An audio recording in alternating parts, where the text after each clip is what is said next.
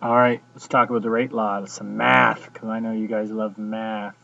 So the rate of a reaction depends on the concentrations of the reactants, never the products. Okay, only depends on what I'm starting with, not what I'm making. So I got a general reaction here. Got some A reacting with some B, and I'm making who cares because it doesn't matter in terms of the rate. It only matters on what I'm starting with. The rate law is going to be for this reaction equal to K, some constant. Okay, it's called the rate constant. Um, times the concentration of A to some exponent m times the concentration of B to some exponent n. So let's take care of a few little things here. M and n, they can be 0, they can be fractions, they can be integers. All depends. We find them experimentally. I do not look at A and B and determine what M and N are. A and B have nothing to do with M and N. Okay?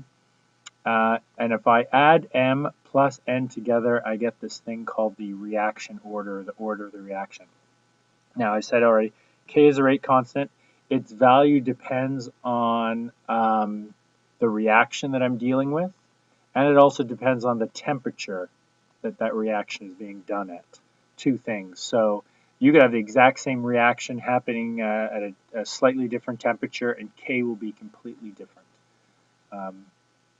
So before we do get into the math, I just want to cover this little case right here. So my car didn't start this morning. I added more gas. I changed the spark plugs. That's a change. I replaced the battery, and I turned the key, and it started. What was the problem? Anybody? Anybody? Answer is you do not know. Why do we not know? Because we changed more than one thing at a time.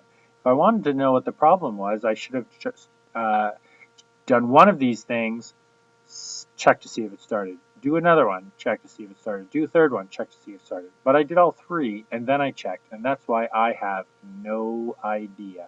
So in science,